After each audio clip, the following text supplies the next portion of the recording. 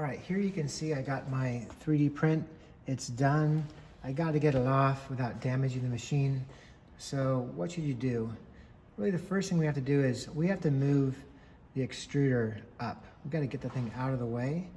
So I'm going to tap this kind of the back button here.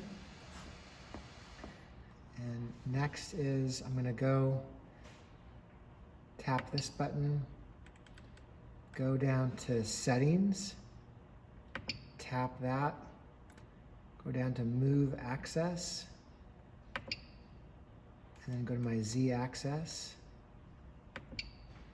and move this thing up, kind of out of the way. All right, the next thing is you do not want to take off your 3D print here. You're going to damage the machine.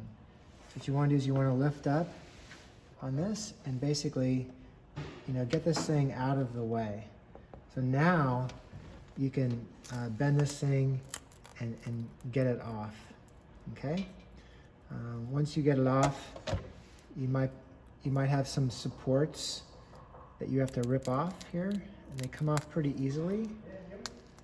So here's the supports.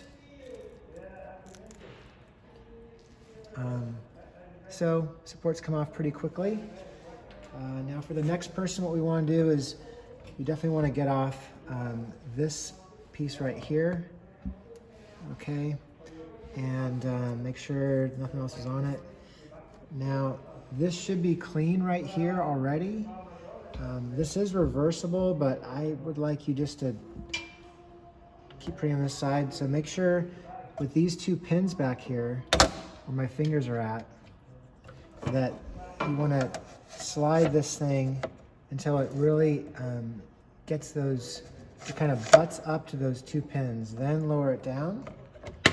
And then before you print, of course, you want to get an alcohol pad and rub this thing all over once you open it up.